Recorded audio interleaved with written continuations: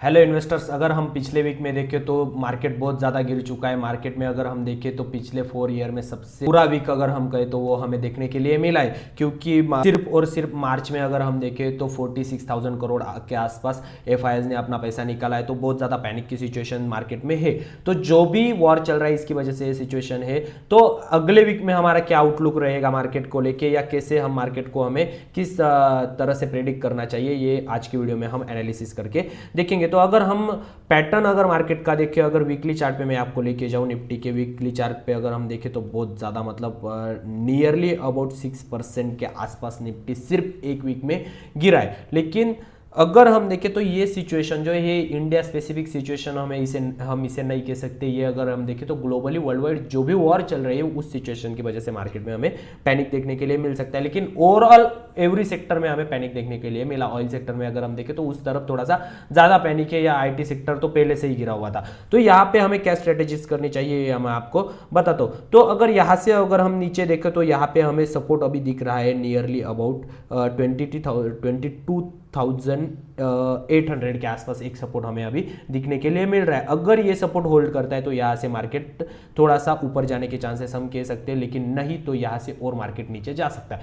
थोड़ा सा पैनिक मचा हुआ है, लेकिन अगर यहाँ पे हम देखें तो ऑल टाइम हाई से 16, 17, 18% के आसपास मार्केट गिर चुका है। तो यहाँ से रिकवरी आने के चांसेस हम कह सकते हैं। अगर कोई पॉजिटिव न्यूज अगर मार्केट में आई तो यहाँ से मार्केट रिकवर हो सकता है। लेकिन अगर और निगेटिव न्यूज आई और ट्रम्प भाई साहब और कुछ बोल दिए तो यहाँ से मार्केट थोड़ा सा और गिरने के चांसेस या कंसोलिडेशन जोन में हमें मार्केट यहाँ से दिख सकता है। लेकिन अगर हम देखें तो मैं आपको बताना चाहता हूँ कि यहाँ पे इसके नीचे अगर हम देखें तो यहाँ पे 21,000 के आसपास एक सपोर्ट लेवल हमें देखने के लिए मिल रहा है। अगर 22,000 के आसपास का ये जो सपोर्ट है 22,800 का, ये अगर ब्रेक हुआ तो 21,000 तक भी मार्केट आ सकता है। तो पैनिक होने की वैसे कुछ जरूरत नहीं है। अगर आपके पास फंडामेंटली स्ट्रांग स्टॉक है तो आप यहाँ पे आपकी पोजीशंस ऐड कर सकते हो। लेकिन अगर आपके पास फंडामेंटली स्ट्रांग स्टॉक नहीं है तो वहाँ पे आप ज़्यादा इंतजार मत कीजिए। मार्केट में अभी एग्जिट करके आप थोड़ा सा शांत बैठिए, और जब मार्केट थोड़ा सा कंसोलिडेशन जोन से निकले या कुछ मूव या एक सिग्नल दे दे कि यहाँ से अपर जा सकता है तो वहाँ पे आप पोजीशंस नहीं बना सकते। लेकिन अगर हम देखें तो 50 ईएमए के नीचे, 13 ईएमए के नीचे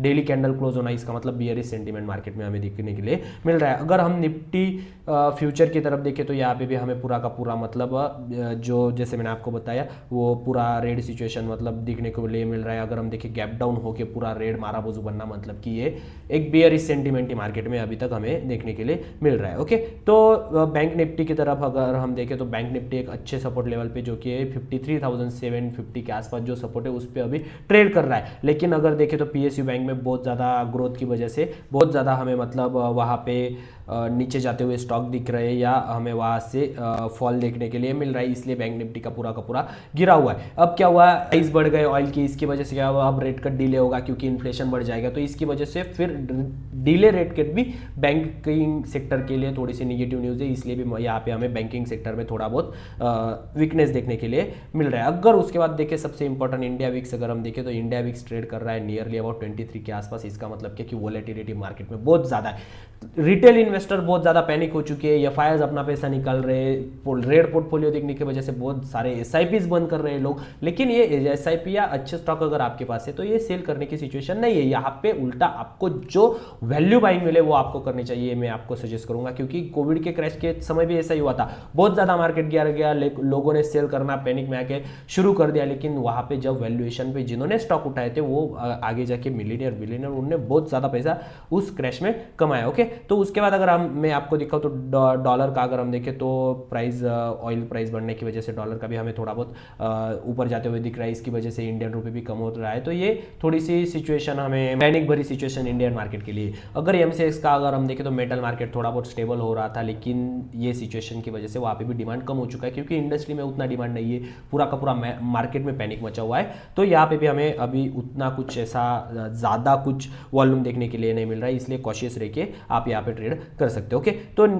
निफ्टी 500 अगर हम देखें सीएनएक्स 500 तो एक अच्छे सपोर्ट के नीचे आ चुका है। तो यहाँ से और फॉल डाउन हम थोड़ा बहुत कह सकते हैं, कंसोलिडेशन जोन यहाँ पे हम इसका कह सकते हैं। लेकिन थोड़ा सा और नीचे जाने के चांसेस मुझे इस हफ्ते में भी लगते हैं, क्योंकि अभी तक वॉर के यहाँ से कुछ भी रिलीफ आने के या कुछ अच्छी सिचुएशन हमें देखने के लिए नहीं मिल रही। तो गैप डाउन होने के चांसेस मुझे थोड़े बहुत यहाँ पे लग रहे हैं मंडे के दिन, और वहाँ से मार्केट थोड़ा बहुत और ज़्यादा नीचे जा सकता है। अगर स्मॉल कैप की तरफ अगर हम देखें तो स्मॉल कैप भी अच्छे सपोर्ट लेवल पे अभी ये 15,800 के आसपास जो भी सपोर्ट लेवल है वहाँ पे ट्रेड कर ले, लेकिन यहाँ से मार्केट अगर स्मॉल कैप का अगर हम देखें तो उतना पैनिक अभी तक स्मॉल कैप में मचा हुआ नहीं है, क्योंकि मार्केट को अभी भी कॉन्फिडेंस है, ऐसा हम कह सकते हो, क्योंकि ऐसी सिचुएशन में स्मॉल कैप स्टॉक बहुत ज़्यादा मतलब 8-9% के आसपास गिर जाते हैं, लेकिन उतना कुछ हमें पैनिक देखने के लिए नहीं मिला, क्योंकि इंडियन मार्केट की इकोनॉमी अगर हम देखें तो इंडियन इकोनॉमी के पास फाइनेंशियल रेशियो से इंडियन मार्केट के देखें फंडामेंटल अगर हम देखें तो वो अभी भी स्ट्रांग है, इसलिए मार्केट यहाँ से ऊपर जाने के बहुत ज़्यादा चांसेस है। और जब भी कभी ऐसी रिकवरी आएगी मैं आपको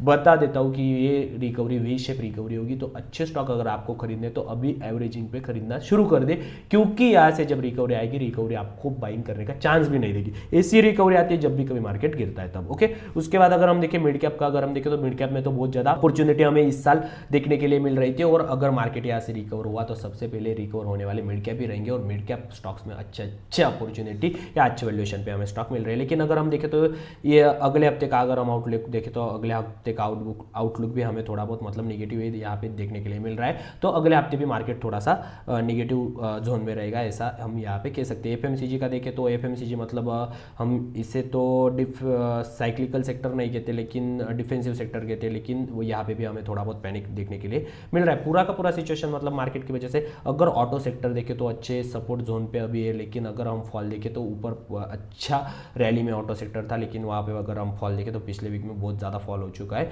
तो यहाँ पे इस सपोर्ट जोन पे अगर एक अच्छी हैमर कैंडल बनाता है तो यहाँ से ऊपर जाने के चांसेस है, नहीं तो और अगर मार्केट टूटता रहा है तो ये भी ऑटो सेक्टर भी यहाँ से हमें नीचे जाते हुए देखेगा। फार्मा सेक्टर अगर हम देखें तो फार्मा सेक्टर में अच्छे स्टॉक हमें अच्छे वैल्यूएशन पे मिल रहे हैं, तो अच्छे स्टॉक को यहाँ पे ग्रैब कर लो, क्योंकि चाइना से जो फार्मा की डील केमिकल इंडस्ट्री जो वहाँ से इधर आ रही है, या फार्मा की जो हमारी यूएस के साथ जो डील हुई है, इसकी वजह से हमें फार्मा सेक्टर में बहुत ज़्यादा बेनिफिट आने वाले ईयर में देखने के लिए मिलने वाला है। तो यहाँ पे अगर आपको अच्छे स्टॉक मिले तो अच्छे स्टॉक आप यहाँ पे उठा सकते हैं, लेकिन थोड़ा बहुत अभी भी इतना कुछ रिकवरी के चांसेस में नहीं कहता, अगले वीक में हमें थोड़ा बहुत बेयरिश सेंटीमेंट मार्केट में देखने को मिलेगा। ओके, इंफ्रास्ट्रक्चर सेक्टर भी अगर हम देखें तो इंफ्रास्ट्रक्चर सेक्टर में भी हमें वीकनेस देखने के लिए मिल रहा है, लेकिन इंफ्रास्ट्रक्चर का क्या होता है, इंफ्रास्ट्रक्चर का डिफेंस इंफ्रास्ट्रक्चर तो बनाने वाले, अगर वॉर जैसी सिचुएशन भी चली तो डिफेंस इंफ्रास्ट्रक्चर कंपनीज में हम पैसा लगा सकते हैं, वहाँ से हम अच्छा खासा रिटर्न जनरेट कर सकते हैं। तो ऐसी सिचुएशन में ऐसे कुछ स्टॉक हम हमारे पोर्टफोलियो में रख सकते हैं जो कि हमारे पोर्टफोलियो को बैलेंस करे। ओके, तो आईटी का तो मतलब पहले से आईटी इतना गिर चुका है कि क्या ही बताए। तो आईटी में अगर आप देखें तो लॉन्ग टर्म के लिए अगर आप अपॉर्चुनिटी देख रहे हो तो आईटी में आपको अच्छी अपॉर्चुनिटी मिल सकती है, और अच्छे स्टॉक अच्छे वैल्यूएशन पर आपको मिल सकते हैं। आईटी का ऐसा कुछ नहीं, एआई का ये बबल आया है मैं मानता हूँ, लेकिन जो भी कंपनीज है वो भी अब एआई एडप्ट करेगी, एडप्ट करके उनके सॉफ्टवेयर उन पे रन करेगी, तो उनकी अल्टीमेटली प्रॉफिटेबिलिटी बढ़ने वाली है। ओके, तो जब वर्कफोर्स कम लगेगी, कंपनी को इफिशिएंटली काम होगा, एरर फ्री काम होगा, तो कंपनी की उल्टा प्रॉफिटेबिलिटी बढ़ने वाली है। सिर्फ सवाल ये है कि वो कंपनी कब उनके जो भी सिस्टम है उनमें एआई एडॉप्शन करती है, तो इसकी वजह से प्रॉफिटेबिलिटी उल्टा एआई सेक्टर्स की बढ़ने वाली, तो वहां पे ज्यादा पैनिक होने की जरूरत नहीं है। तो एआई आईटी का अगर हम देखें तो आईटी में अभी बहुत चीप वैल्यूएशन पे हमें अच्छे स्टॉक मिल रहे हैं, वहां पे हम पोजीशन बना सकते हैं। ओके, तो पीएसयू बैंक का अगर हम देखें तो पीएसयू बैंक में अच्छी रैली चल रही थी, लेकिन यहाँ पूरा का पूरा वहां से हमें ब्रेकडाउन देखने के लिए मिल रहा है, और डिले रेट कट की वजह से भी थोड़ा सा पैनिक अब पीएसयू या बैंक सेक्टर में हमें देखने के लिए मिलेगा। ओके, अगर उसके बाद फाइनेंस अगर हम देखें तो फाइनेंस में भी अच्छी खासी रैली चल रही थी, लेकिन फाइनेंस सेक्टर भी बहुत ज़्यादा टूट चुका है, ये सपोर्ट लेवल के भी नीचे आ चुका है। तो नीचे वाला सपोर्ट अगर हम अब देखें तो वो 22,000 के आसपास रहेगा, तो वहाँ तक मार्केट अगर गिरता रहा तो फाइनेंस लीडिंग सेक्टर कहा जाता है, तो फाइनेंस सेक्टर में बहुत ज़्यादा गिरावट आ सकती है, और अगर वहाँ से देखें तो रिकवर अगर मार्केट होता हुआ दिखा तो फाइनेंस सेक्टर में सबसे पहले हम रिकवरी देख सकते हैं। ओके, उसके बाद मीडिया सेक्टर तो जाने दो। मेटल सेक्टर में अगर हम देखें तो मेटल डिफेंसिव की तरफ ही हम देखेंगे, क्योंकि जब भी कभी ऐसे इन्फ्लेशन या प्राइसेस बढ़ेंगे तो मेटल की भी प्राइसेस बढ़ेगी, इसलिए इस सेक्टर में हमें ग्रोथ देखने के लिए मिलनी चाहिए, लेकिन पूरा का पूरा मार्केट टूटने की वजह से ये भी सेक्टर पूरा गिरा हुआ है। अगर हम गोल्ड या सिल्वर में देखें तो गोल्ड का एनालिसिस अगर आपको बताओ तो गोल्ड पूरा का पूरा कंसोलिडेशन जोन में या एक्यूमुलेशन जोन हम जिसे कहते हैं उसमें चल रहा है। तो अगर यहाँ से गोल्ड में अच्छा खासा एक ब्रेकआउट मिलता है हमें यहाँ से, तो हम यहाँ से गोल्ड का ऊपर जाना एक्सपेक्ट कर सकते हैं। ओके, और सिल्वर में अगर हम देखें तो सिल्वर में भी अगर इंडस्ट्रियल डिमांड पूरा का पूरा मतलब बंद हो गया है, क्योंकि पैनिक मचा हुआ है मार्केट में, इन्वेस्टर का उतना कॉन्फिडेंस नहीं है, इंडस्ट्रीज बंद होने की वजह से इंडस्ट्री में भी ऐसा डिमांड सिल्वर का चल नहीं रहा है, इसलिए सिल्वर भी आज हमें अच्छे प्राइस पे मिल रहा है। यहाँ पे आप खरीद सकते हो अगर आपका लॉन्ग टर्म व्यू है तो, क्योंकि यहाँ से अगर हम देखें, अगर ये सिचुएशन क्लियर हुई तो गोल्ड या सिल्वर में तो अच्छी खासी रैली हम यहाँ से देख सकते। एक डेफेस्ट हेवन की तरह गोल्ड के तरफ देखते, लेकिन गोल्ड में पहले इतने रैली है तो यहाँ पे एक एक्यूमुलेशन जोन बनता हुआ दिख रहा है। एक्यूमुलेशन जोन मतलब आप एक हेज के लिए या रखो, लेकिन गोल्ड आपके पोर्टफोलियो में रखो, यहाँ से गोल्ड अच्छा खासा रिटर्न आपको दे सकता है। ओके, तो ये एक पूरा ओवरऑल मार्केट में हमारा व्यू था कि नेक्स्ट वीक में हम थोड़ा बहुत कह सकते हैं कि मार्केट थोड़ा सा बियरिश ही रहेगा। कॉशियस रह के कुछ सेक्टर में हम देखें तो डिफेंस सेक्टर जैसे सेक्टर में आप पैसा आपका डाल सकते हो, या गोल्ड या सिल्वर में थोड़ा सा हेज करके आपका पैसा सेफ हेवन में डाल सकते हो, लेकिन पैनिक होने की ज़्यादा कुछ ज़रूरत नहीं। इंडिया के फाइनेंशियल्स आज बोल रहे, इंडिया की सपोर्ट रिटेल इन्वेस्टर बोल रहे हैं और इंडिया की ग्रोथ स्टोरी बोल रही है कि मार्केट यहाँ से रिकवर होगा। ये जो ग्लोबल सिचुएशन है इसकी वजह से थोड़ा सा मार्केट गिरा हुआ है, तो मेरे चैनल को सब्सक्राइब कर लेना। मैं आपको बताऊंगा कि कौन से सेक्टर या कौन से स्टॉक आपको अंडर वैल्यू मिल रहे हैं जो कि आपको खरीदने चाहिए और आपके पोर्टफोलियो में ऐड करके आप अच्छा खासा रिटर्न जनरेट कर सकते हो। तो इसके लिए मेरे चैनल को सब्सक्राइब करके मेरे साथ बने जरूर रहना।